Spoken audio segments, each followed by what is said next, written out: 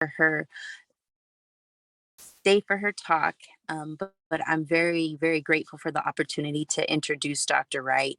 I know her as a friend and a colleague, and we serve as faculty together. And I could go through and read her bio, but it really wouldn't do her justice. I can just tell you a little bit. Her research focuses on principles of justice and equity within palliative care and development and application of participatory methods within a diverse range of settings. She was a nurse in London. She comes from London and also came from the Florence Nightingale of Nursing and Midwifery at King's College. She did her postdoctoral fellowship at New York University School of Medicine, and now she's faculty at Hopkins School of Nursing. But she also, one of the first things I learned about Dr. Wright when I first met her was her lived experiences of disabilities and my apologies, her lived experiences of disabilities and just her genuine passion for the lived experience and others with disabilities and equity and justice in this space. And she's never been embarrassed about her discussions on this topic. And she's always been very forthcoming. And I can't think of anyone more genuine. And that's just the best way to describe her is she's just truly genuine in this area and in this topic. And she has lived experience as well as many professional and research experiences. And she truly cares about the community and doing work for the community. She really doesn't just talk about it, she is about it. So without further ado, I would like to introduce you all to Dr. Rebecca Wright. Oh, Jay, thank you. I would like you to now stay and do my talk because I think your version will be better than mine. Well, thank you so much. And really thank you for the privilege of being able to speak with you today. I'm actually a little bit nervous, I think because I thought about this a lot and I really want to be honest. I know that there's students from different schools and I'm going to share my screen and talk it through kind of my thoughts. And I don't know how much I'll be able to see people. So if anyone wants to jump in or something terrible happens with my signal, or if one of my dogs comes charging across the room and takes me out, my apologies, and just chipping it out as needed. When I was thinking about what to say and I asked the hosts kind of what do you want, they sort of said, oh, just really what have you done? And having a complete lack of imagination. And my sister said this was a very spectrum thing. I was like, well, that's the name of my talk then. What have I done? And that can also be heard with varying degrees of hysteria. So what have I done? And then kind of looking back, looking at the future, what am I going to do? So just hear it with the appropriate level of panic for someone who's kind of meandering through this.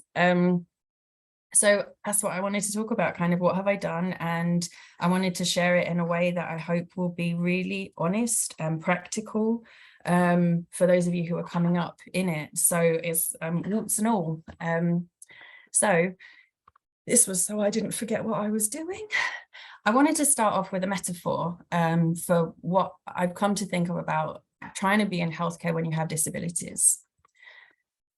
Going into work in healthcare in any kind of profession, the goal is to help people with disabilities, with health problems, who have problems. And many people who have gone into that, they themselves have never had problems. Maybe not had health problems, maybe haven't, you can't experience everything. So people are driven by compassion, they're driven by various motives and means, but often the people who get there first are the people who don't have different challenges because of the way society is set up. And to make a pathway and make a route through, they build a bridge. And for people without disabilities, this picture here, I think, is how the bridge often looks. There's a clear start point, a clear finish. The water's kind of smooth. It's not that high. It's got safety pieces. It doesn't mean it's not going to be hard to cross. There could be loads of traffic. It could get rainy and slippery. It could be really busy. But you can see the beginning and the end point of where you're going to go. But when you have disabilities, you come to that same bridge, and this is what it looks like to you.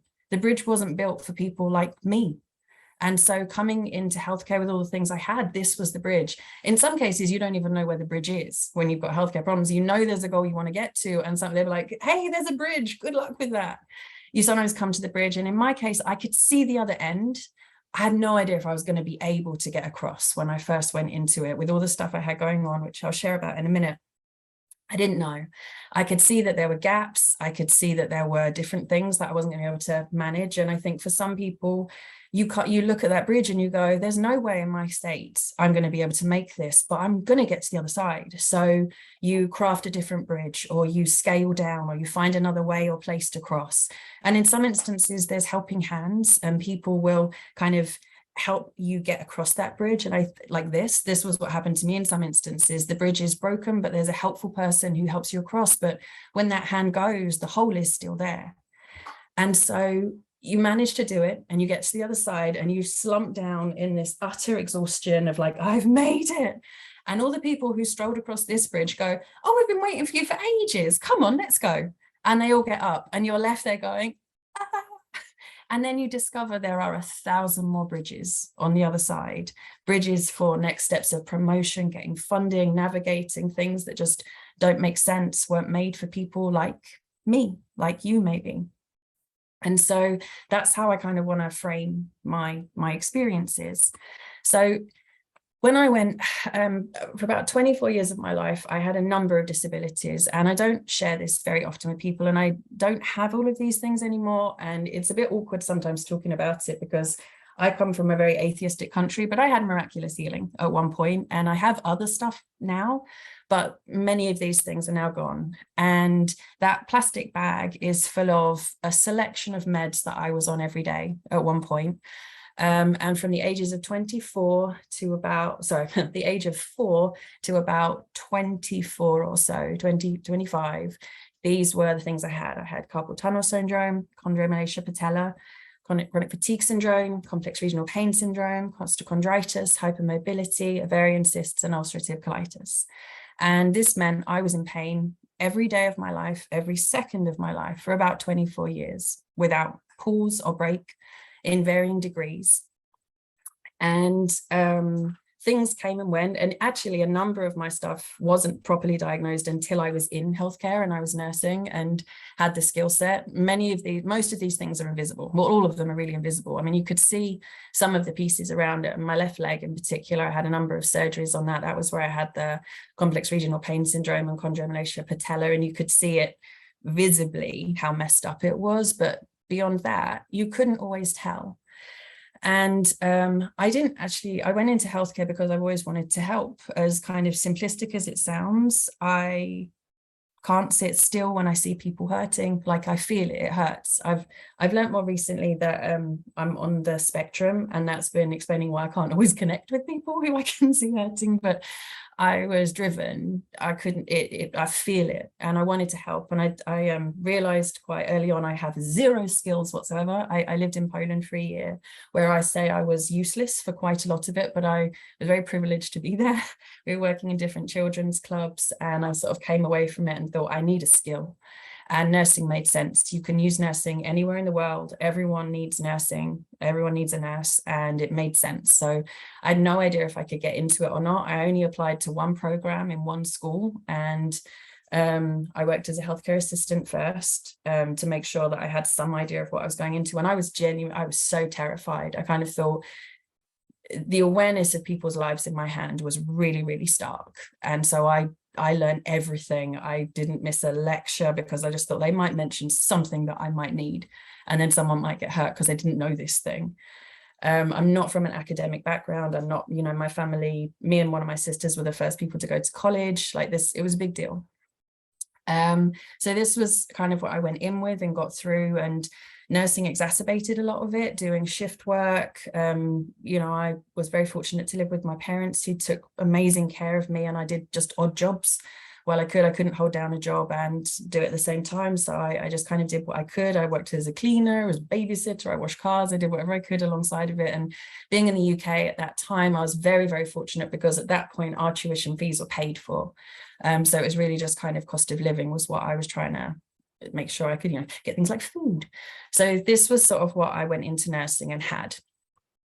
Now, what happened to me was that I experienced this other thing with the bridge, which is when you're halfway across it and the bridge breaks.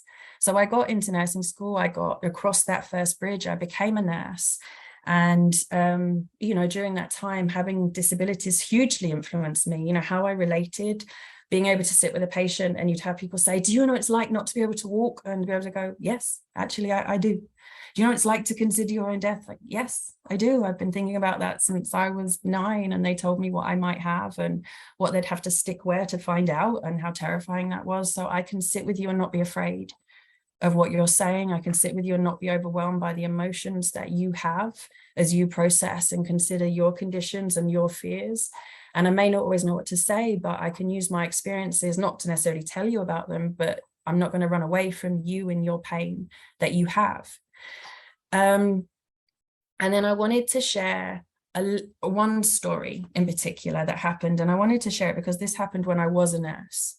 About a year after becoming a nurse and registering as a nurse, I'd had this complex regional pain syndrome for a number of years, and it was always there and had exacerbations, but it was manageable. But doing 8 to 13-hour shifts, that's what triggered off the chondroma malaysia patella. And as the cartilage kind of decayed, the bone was rubbing on bone, and I could, you know, I was in so much pain. I could barely function through the day. It was making it really difficult to drive. And my unit manager took me to one side and went, this is not a good look for us here. This is a hospice. Your patients need to not be worried about you. You need to get this sorted. And she said, go off, have your surgery, 6 weeks, you'll be back in again. And I went into this surgery, and so I went in for an afternoon's procedure, an arthroscopy that was supposed to solve it. And can I just say, if you've never had any surgeries, please never let anyone dismiss you or dismiss a patient who says such things are painful, because they are slicing through layers. Even if it's small, it is very, very painful regardless. And when we become accustomed to procedures, we forget how terrifying even a blood pressure can be to someone.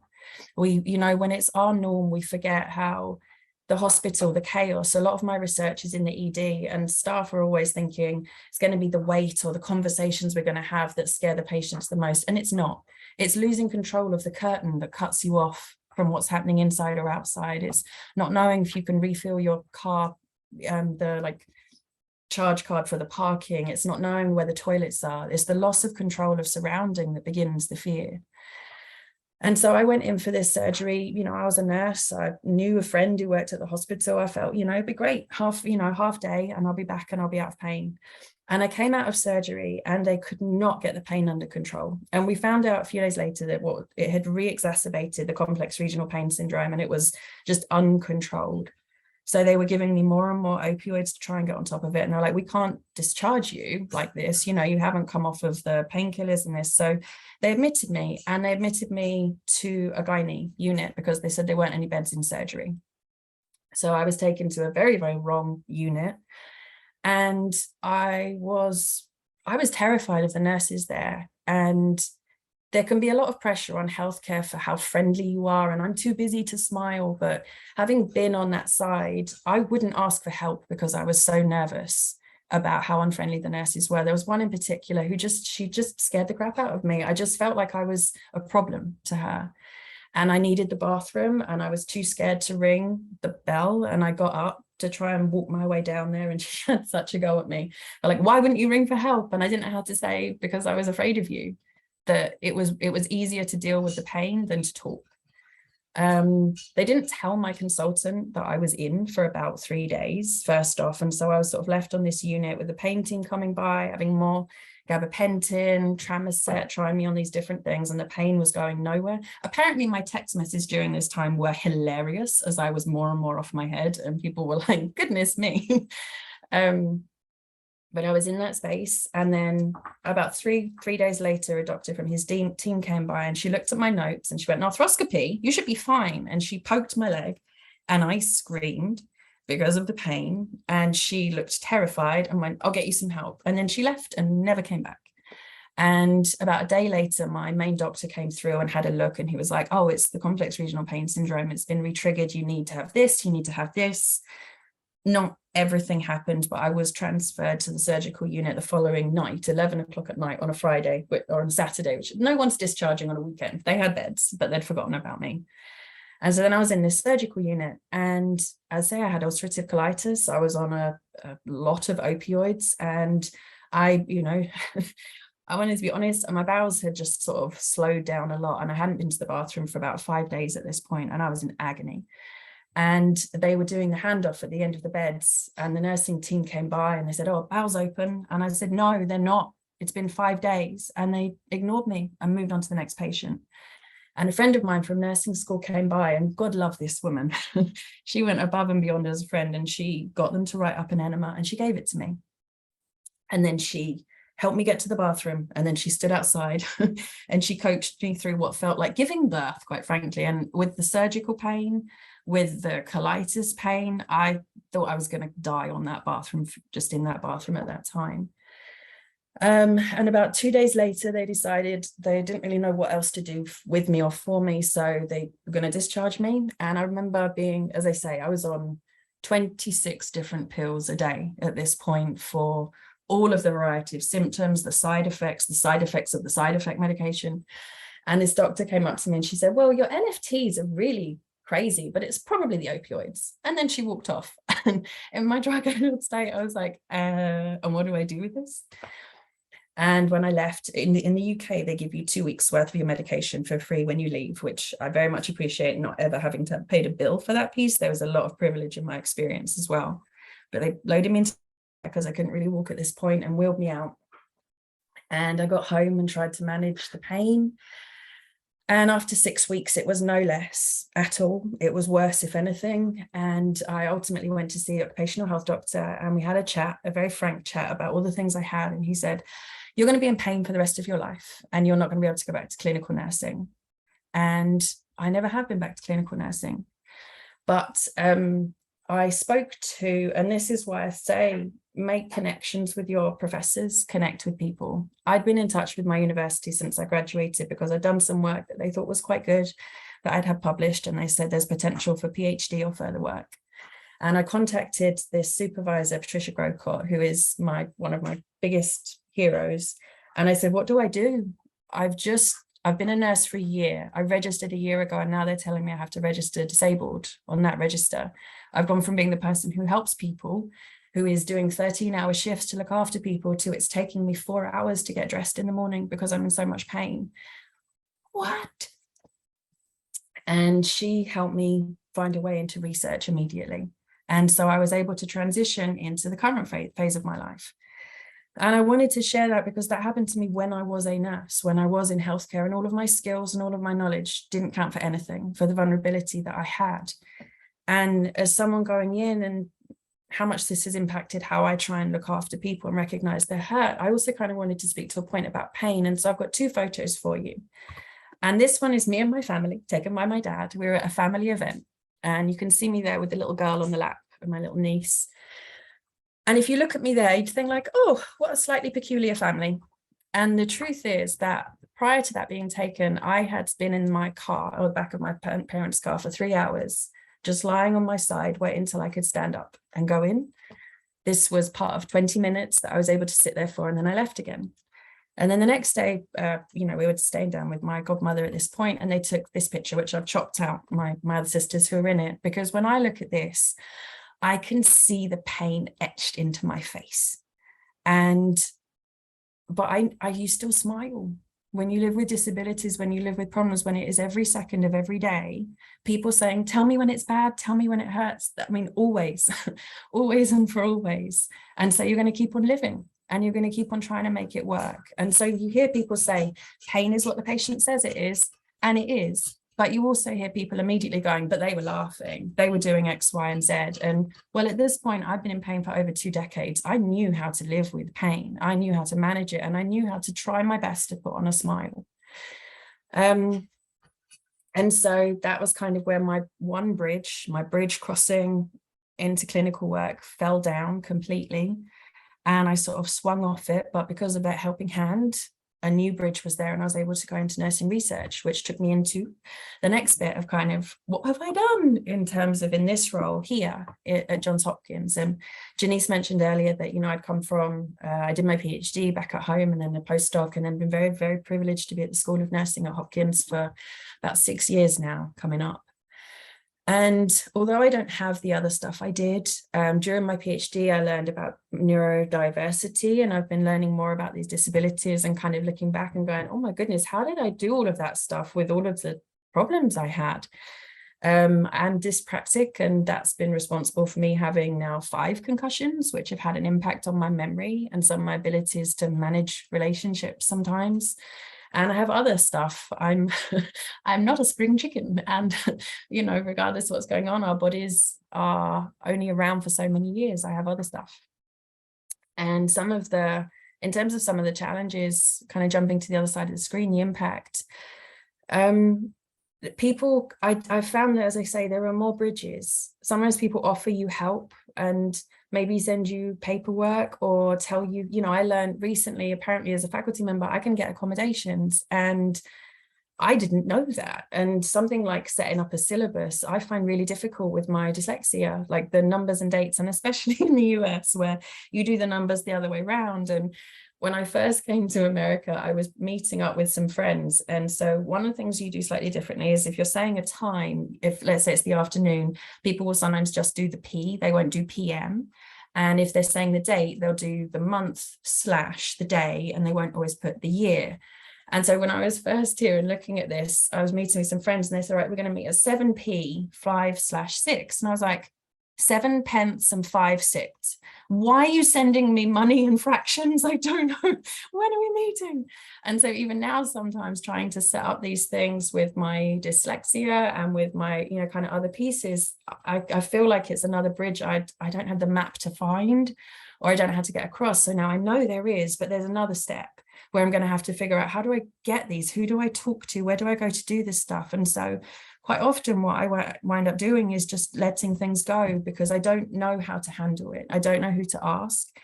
And I know more than I used to, and being on the inside is really helpful. And even groups like this for me has been amazing connections of finding other people. And that's why I do want to keep talking about stuff, because that really helps. But it wasn't kind of like I crossed that first bridge and it all became really, really easy. And I don't want to set people up to think when you come in, once you're over that bridge, everything is now built for those of us with disabilities. It's still not.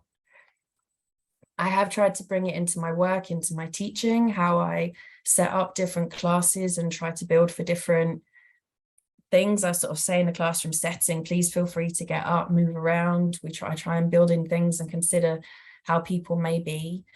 It's impacted the kind of types of focus in my research. And, you know, we often talk about healthcare diseases, but we very rarely talk about the impact, the disabling impact that living with them can have on your day-to-day life. I'm aware of the risk that it can cost when you share, how people may then go, well, then you know, they then kind of disable you. Like I want to be the one who decides what I can and can't do. I know it, but people can be very paternalistic and kind of try and make decisions for you.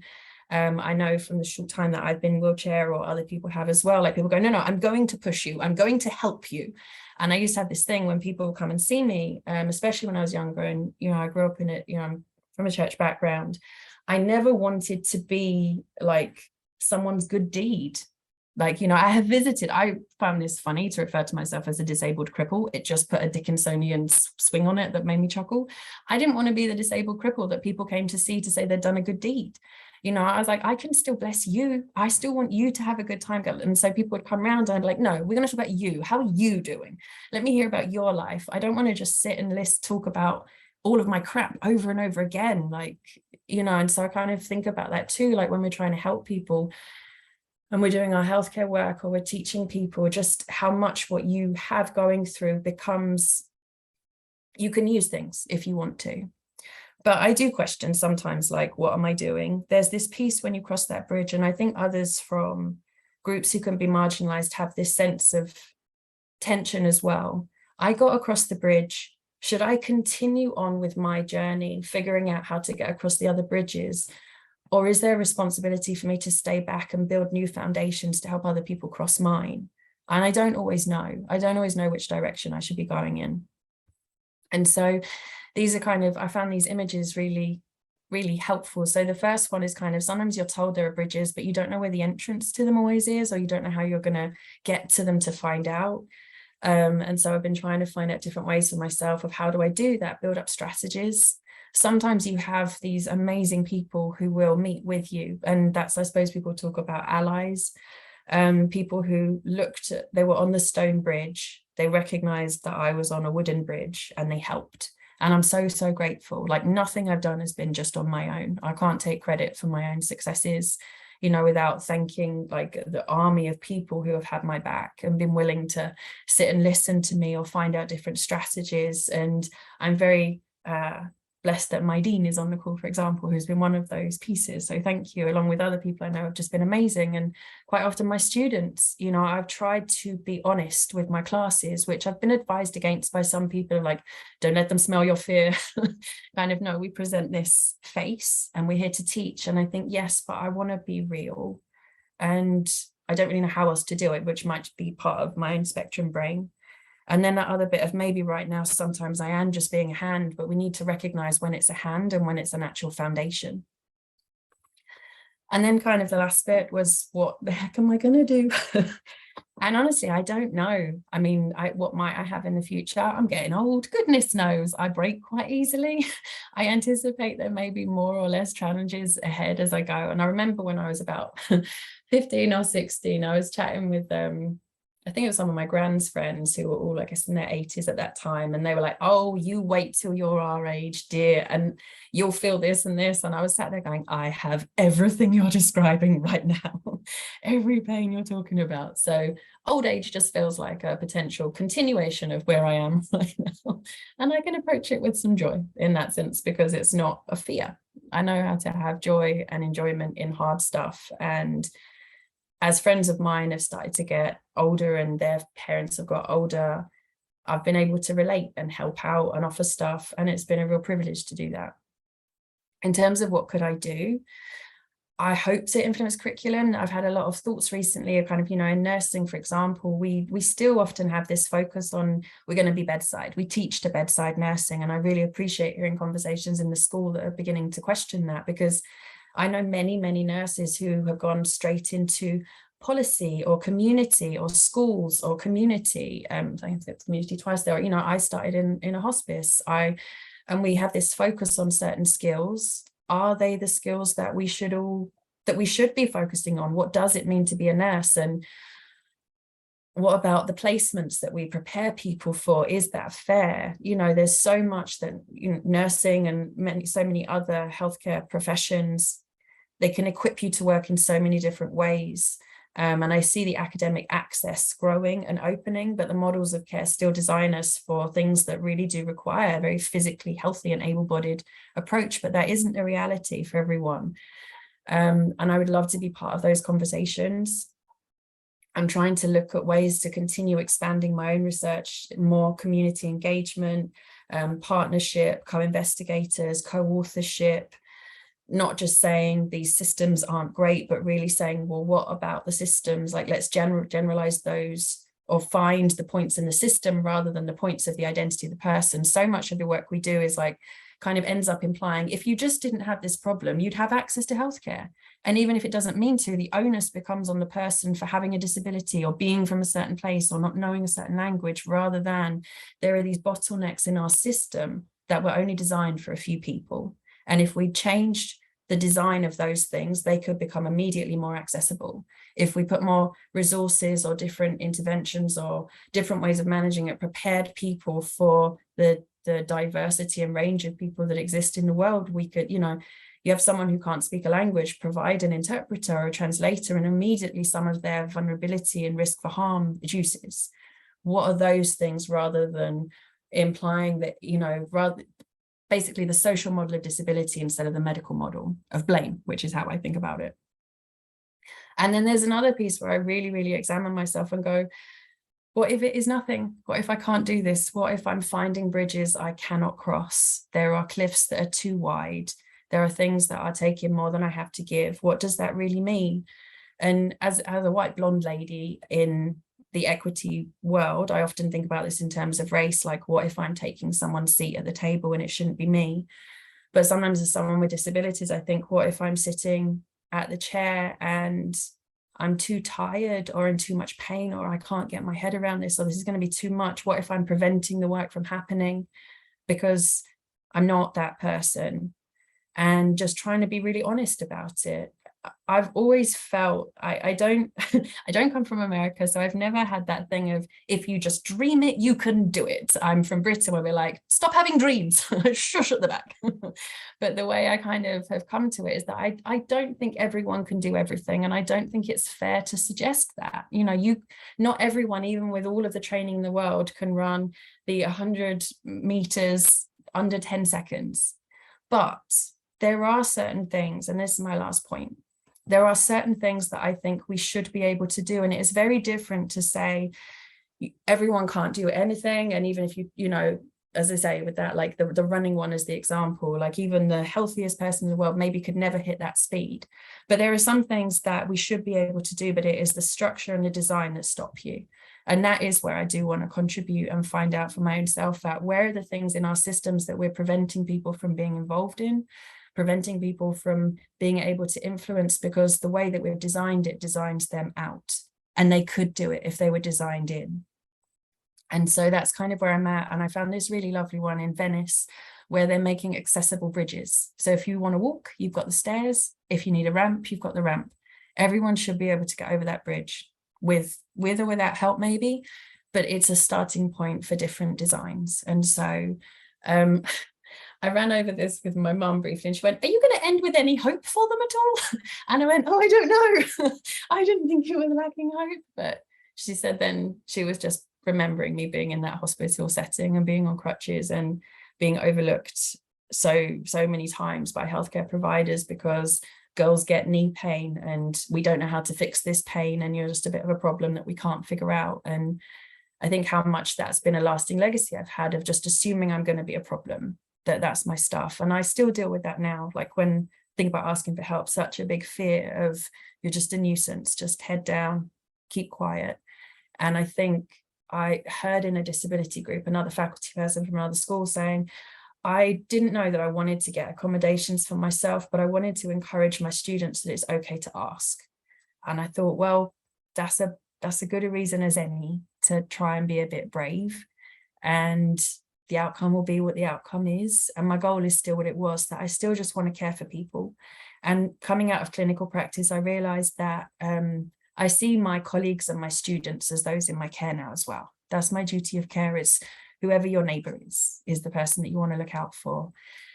And so whether I'm crippled or got my disabilities, learning disabilities or whatever they are, I still think there's maybe a bit to give. And if I can contribute to some of these designs, then that's my goal. And I've finished my words and now I am done. I don't know how to end things, so the end. Thank you so much, Dr. Wright. That was a great, absolutely great talk. So much of what you said resonated with me. I especially love that bridge analogy that you made. That was beautiful. I've never heard that before, but that really struck a chord with me. If anybody has any questions, we still have some time for questions, so feel free to unmute or you can post in the chat and one of us can read that out loud.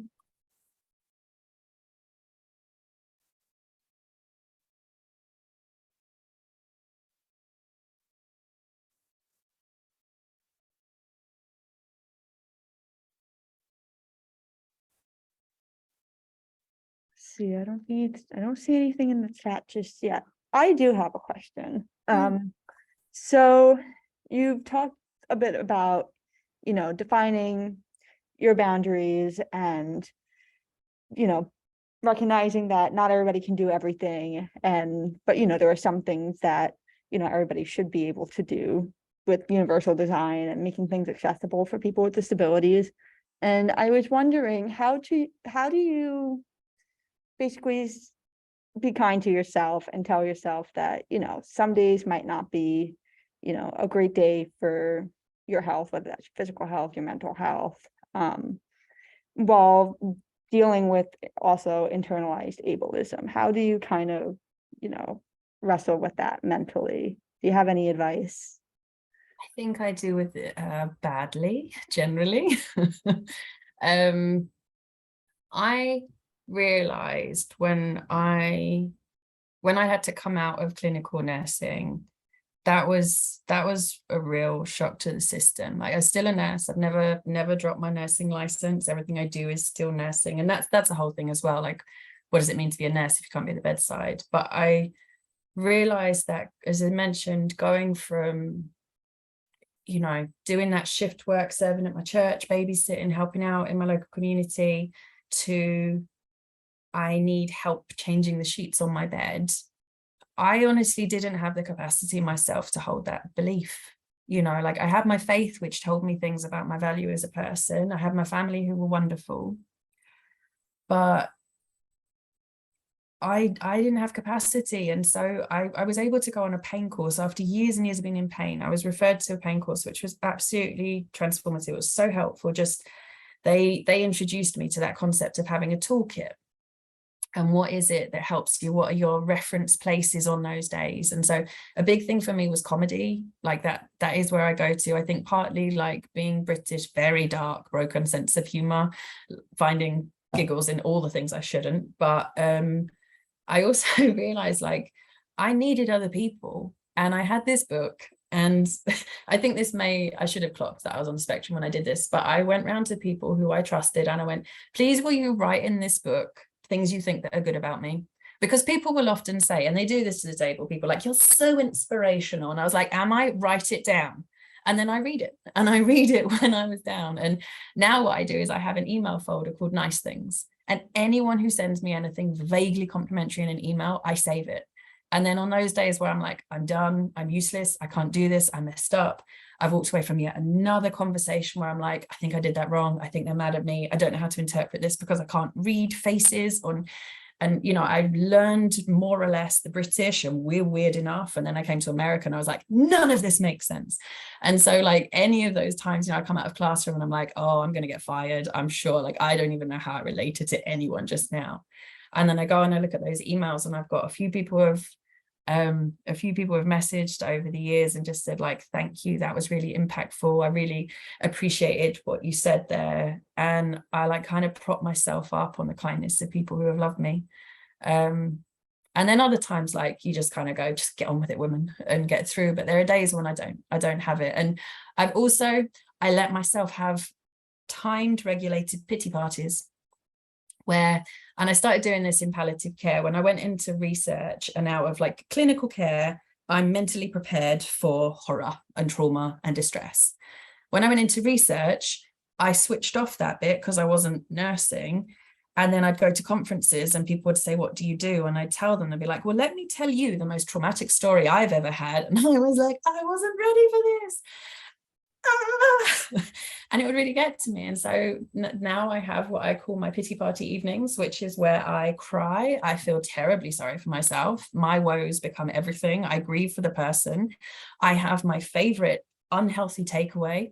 I watch some comedy, I eat some chocolate, I sleep, and then I crack on again in the morning. And I realized I needed to have that, like, regulated time, or, like, protected time, to feel all of the feelings, the good, the bad, and the ugly. Thank you. Yeah, I think everything you said is really helpful for a lot of people, especially in the world we live in today, where people are so obsessed with productivity and, you know, working themselves to the bone. So thank you for sharing that. Absolutely. Does anybody else have any questions or comments? Again, feel free to unmute or type in the chat. There seem to be quite a few lovely notes in the chat as well. I don't know if you've had a chance to read them. Oh, not yet, but I see my boss. Thank you so much for this talk. And I knew some of it, but not all of it. And it's really, I'm grateful to you for sharing it and also using the bridge analogy. I wondered if you could talk a little bit more. I know you're really excited about your research, and I wondered if you could tell everyone a little bit about where you are and next steps in your research, and how your everything in your life experience informs your research. Absolutely. This is the bit where you all may have to settle in. I'm aware I've only got 15 minutes. You'll be here for the next 4 hours because I've just been given permission by my boss to talk about my favorite topic. But yeah, so basically my research started from my clinical practice. my PhD was about palliative care in the emergency department.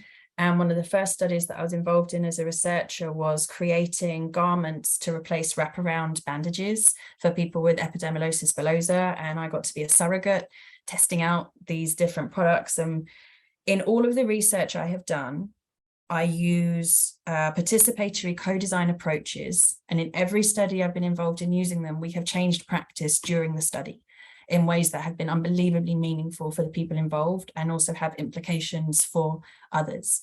And that got me so excited in research, because nursing and healthcare is so alive and living. I didn't want to be separated. And this methodological approach appeals to me so deeply as a nurse, because it is all about partnership and using people's experiences as the drivers for change. So we work with patients, families, and staff in different settings. So I have research going on in the emergency department, looking at palliative care in general, in the ICU, working with Black populations about preferences for care. A study starting off working with Puerto Rican and Korean Americans, not doing a comparison, just having to work with two groups about communication and decision-making and cultural understanding in the ICU. We're working with environmental and supportive care staff like housekeepers and cleaners, looking to understand their relationship and involvement in palliative care patients' experiences in the hospital, as well as some others. And the kind of culmination of all of this work has really been kind of giving me this much greater understanding about what equity research is. And this is a bit I'm really, really excited about right now, because I've really struggled with a lot of this stuff of like what I've come to call single identity focused work, which is what a lot of my studies have been. And even when we bring in intersectionality, we often dictate the intersections. You know, we want to know about this, this, and this. And a colleague at home made a point that like we only ever work and research with people who are I don't know the exact person-centered terminology, but who are don't have a fixed abode or who are homeless, when it's about the fact that they don't have a home. We don't seek to engage with them in any other setting or about any other piece of what they have to offer. And I'd sort of started doing some of the race-focused work with the kind of confusion around if the inequities that we have, those with disabilities as well, the inequity is generalized because we have this problem. How do you reverse it to find out the preference or to change it for good? And that's what some of my early studies have been about, just trying to see like, what is it? And the conclusion that I've really come to is you have to just go, okay, the inequity happens here, but the way that we need to do it is through self-identity. And so a current piece of work we're looking at is a group that I work with. We'd published an article a couple of years ago called Addressing a Call to Action, Addressing Disparities in Palliative Care. And we're looking at it from the angle of, in this instance, just the US health system. It won't work outside of that, but this is a starting point. If you are in the US and you have insurance, you will be impacted on the socio-ecological model, the personal, interpersonal, organizational, community, and policy level. And what we've tended to do is say, well, all right, let's say you are a Black person, or you are someone with this disabilities, or you have this piece of your identity for your religion or your sexuality or something. Tell us about that. And the problem with that angle, as I mentioned, is that what it does is it really kind of focuses and says, well, if you just weren't this, you'd be fine. And it's so othering and it's so separating. And so what I'm looking to try and do now is to understand and explore that approach of what if we lose some of our jargon and we take people through this process where we go, okay, tell me your identity as you see you. What words would you want to use? What comes to your mind? And in one instance where I did this, the only two words the person spoke about was anxiety and stress. That was their identity in that moment. And then I said, okay, now tell me about your identity in terms of when you've engaged with the healthcare system. What about your identity became relevant, became an issue, either for good and for your help or for harm? And they suddenly started to speak about their race and their size and these other things. And so I'm trying to now look at, and I'm putting together a grant to try and explore this, to say, okay, well, what if we did this with a massive amount of people and tried to find out, how do you all identify? What words are you using, first off? What words are being forced upon you, or pieces are being forced upon you? And then when we look at it in that against the socio-ecological model, where are your bottlenecks? So if I use myself as an example, if you look at me, I am a white blonde woman who speaks English and is a nurse in the healthcare system. You would assume that I should have really easy access to care. But you don't see that I'm an immigrant with learning disabilities who doesn't drive in America yet and cannot navigate the healthcare system for their life's sake. I completely function in crisis because I cannot navigate it. I can't figure it out, and I haven't quite figured out who to get to help me at this point. So I really only go for help when things are really, really bad. So if I needed palliative care help, theoretically, once I met the people, I should be great. But my problem is if someone says, here's a referral, or find out who you want to be referred to, that won't happen. It is so stressful and overwhelming. I can't read the paperwork. I don't know how to do it. I just don't. It's easier to just deal with it. And so I have problems that might hit me at the policy angle, at the community angle. As I say, I don't drive over here. So I might have amazing in-hospital care, but you discharge me back home. How am I going to follow up? I don't know where to go. All my family are in England. And although I've got my American family, they're dotted around and we've got our own stuff. So it's not, kind of even on someone who looks like me, who has the privilege that I do have because of where I'm from and all of these other pieces. And this isn't like a woe is me, it's just an example of kind of, rather than focusing on what are the things about you that are stopping you having care, by coming to it from where in the healthcare system are you experiencing bottlenecks and challenges, we can generalize on that side rather than saying, well, all of these people has these problems. It's like, no. Other than about 9 people, everyone are going to have problems here. And we can then start to look and develop interventions and sort of tailor things that impact and address the system directly rather than the people. So for example, in some of my work with Korean Americans, one of the pieces I've been learning is that, especially for people who are maybe first or second generation, advanced care planning is not comfortable for many people. It's countercultural. It goes, there's a whole lot of fascinating stuff about it, but it may be really difficult and uncomfortable and just inappropriate. So if we know that, then we should be preparing for rapid discharge towards the end of life, rather than a crisis response as a like, crap, who needs to be involved? Who do we need to get on board with this stuff? We go, this is our protocol designed with our community for when they are ready, all of these people go into action, and we know it.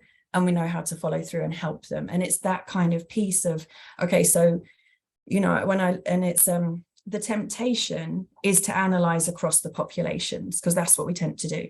And so I want to try and do it and look at the system and have a couple of levels of analysis where I'd be able to generate this massive qualitative data set, because I want to do this with about 500 people potentially, or as many as I can get nationally, and kind of say, all right, with this big data set, it would allow me to do a framework analysis to look at where across the system the problems are, a reflexive analysis, a thematic analysis to see how people describe themselves, and maybe a discourse analysis to understand more about the language people use when they're given a choice rather than put into boxes. Because even over here, I would have to tick that white box, but I'm not white American. I don't have the training, the background, the health literacy that I would need to be able to function over here. So I always kind of tick white and other and say white but not American, because it is different for me. Just as if you came over to England, you'd indicate that and then probably leave really quickly because it's mental over there right now. But that's kind of the way that I'm looking at it. And then from that, allowing that to direct what the interventions maybe should be, and use these co-design approaches to find these touch points and craft the studies really based on this is the lived experience of navigating and working with our healthcare system. We had a look at using that framework with one of my PhD students who's working with Native Americans, because there wasn't a framework to start with. And they said, this just doesn't make sense for us, because we either don't want to use the system or we can't access it because of ID or location and things. So it didn't disprove the model, but it really showed it's for those who are using the healthcare system here. So if I can get the funding, if I can explore this, then it also gives me the idea for what can we do then to understand those who can't use that system. What does it mean about identity and self and experience? So I'm going to rein myself in here through physical effort, but that's my passion and my work.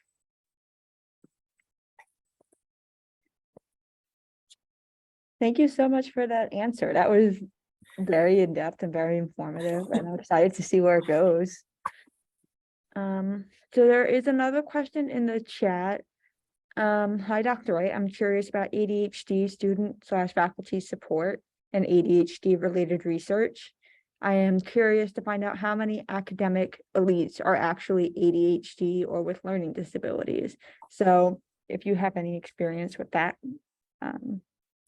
Yeah, my guess is probably a lot. What's really interesting is that for a lot of people, you don't get diagnosed with these types of things until you're in higher education. As I say, I was doing my PhD when I found I was dyslexic, and it's in the last year that I'm self-navigating through realizing I think ADHD and autism, but I'm still learning about it myself.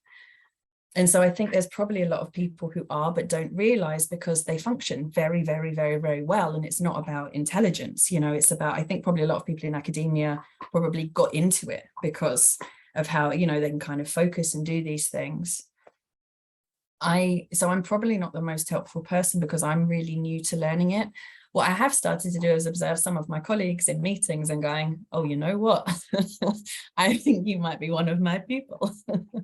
And sort of slowly with some navigating Wright. conversations. Sorry? Dr. Wright, me, Clara, asked this question. The reason when I asked this question is, on one hand, I teach graduate school student and undergrad at Hopkins and College Park. I feel like the students who are very discouraged by their learning disabilities wants to see a positive example, like their professors are with them, they understand them. That is one hand. On the other hand, they sometimes use that as an excuse not to, you know, put 100% effort, is like double-edged sword. So that's why I asked you that two questions. The way that I had to go about it myself, I say I was in healthcare before I learned I was dyslexic, but I think one of the things I try and offer to my students from my own experience is to kind of say, like, currently our systems are structured to a certain way of learning. And a certain processing, a standardization has been developed for ease. Honestly, it's for ease of people who run things, same as healthcare. Healthcare was set up to make life easier for the people who work in it, not the people who need it. And so for those of us who aren't great at standardized tests, the system is set up in a way that will probably make you feel like I can't do this, or I'm not good enough, or I'm not smart enough. Some things it will be that long-term working to change and looking at how we do things. Some of it in the short term, I think what I try and offer is learn how you think, learn your brain, use the opportunity to be in healthcare to find out if this isn't working for me, this isn't about me being smart or not, it just means that's not the way that I think. So I've learned I think out loud, which many people do not like about me. And I have a small group of people who let me talk at their faces so I can think a thought through. But that is a really challenging piece for me because I don't always know what I think till I've got to the end of my sentence. I feel like if you give me flat pack furniture and say, build this, I will not even know what it is you want me to make. But if you give me a jumble of wood, I could probably make a really nice chair from it because I can find my own patterns, but the patterns I'm given, I cannot follow those directions. They just don't, other people's designs and structures don't make sense. So in my own teaching, what I've tried to do is set up different classes that will appeal to different ways of approaching learning that, you know, kind of, and I try and encourage people to think like, is this when and how you study? And some of it's even like time of day. Don't try and work at this time of day. And it depends on how much freedom you have, your responsibilities, if you're a caregiver, if you've got kids, all of, you know, you work in those things come into play and add on inequities. But if you have that kind of freedom, like I learned, I am never going to be an up at 5 o'clock, go for a run right before then. I admire and fear those people. I am oh, it's 3 a.m, I've suddenly got an idea, I'm going to be home working. That's when I do it. I don't function well in the mornings. Some of that is connected to pain stuff as well, but I just can't. And sort of, I spent the 3 years of my PhD going, the way I work is, because I felt really guilty about it. I kept thinking I'm doing something wrong. Like I'll spend hours not achieving, and then suddenly everything comes together at the end. And it's took me so long to recognize that's just how I work. And so I think there's a piece of encouraging your students to find how they think, point out, I think, acknowledge the challenges of the systems, find ways that they can work within it, and then try and build towards suggesting, can we do it like this? Does it have to be this standardized test? Is there another way that we can demonstrate mastery of this skill? Or a multiple range of ways that we can demonstrate mastery of these different skills. Sorry, my dog is demanding water. That's what that noise is. She is scratching the water bowl. Which means that. But yeah, that would be that's where I'm at with it anyway. Thank you so much, Dr. Wright. All Um, right. Okay, so I have a question. Okay. We have a quick in-person question. Yes. yeah. Hi, I'm Kat. I'm in the room. I was wondering, how do you maintain your passion for like the stuff you do when you're, like constantly in pain, burned out, and maintain that passion? I think where I've come to is I've accepted it's not going to always be at the same level. There's going to be potentially long periods of time where I go, I feel nothing at all. It's gone. Like I came out of my PhD, I did my postdoc, and I got here and I was like, I'm a one-trick pony with no other ideas at all whatsoever. I have found other people inspire me constantly. Listening, which you might be shocked, I sometimes do. Hearing people talk about their experiences, chatting. I think recognizing how much of work that we do is that interaction, those conversations with finding your people, like the people who share the passion you do, wherever they're from, whatever their thing is. Those are the things that kind of unite and include us together in that way. And I've also come to recognize that when I'm burnt out, my passion goes. When I'm tired or I'm focusing on other things, it just goes. And so I've sort of had a bit of opportunity recently to get some of my time back, and I found immediately my brain kicked off again. Like I'd really struggled all year to have inspiration, and I hadn't really written anything, and I just, I was kind of focusing on other things that needed to happen, and then kind of seeing the end in sight, my passion just, I kind of went away, and having, as I say, struggled to put anything to paper, I wrote 5 pages in about an hour and a half, and it just flowed through. And I think when you care about it, I think you have to let it breathe as well. Like, that whole watch pot thing's not going to boil. And if you believe in what you're doing, the passion is almost irrelevant to some degree. It will just be there. It's about the meaning in the work. The passion follows. I think sometimes we can get so focused on passion, but the actual thing we're focused on maybe isn't the most useful or the most helpful. So I try really hard to be very frank with myself and honest and brutal. Does this matter? Is this paper that you're passionate about? Does anyone care? Is it even worth writing? Or is there something else that's better, that's more important, and that's needed more than this?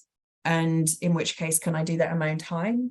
And those kinds of things. And what I found is when I believe in what I'm doing, the passion is never far behind. But I've stopped having pressure on myself to feel, I think. Thank you. We are out of time, so if anybody has any further questions, I'm sure Dr. Wright would be happy to talk offline.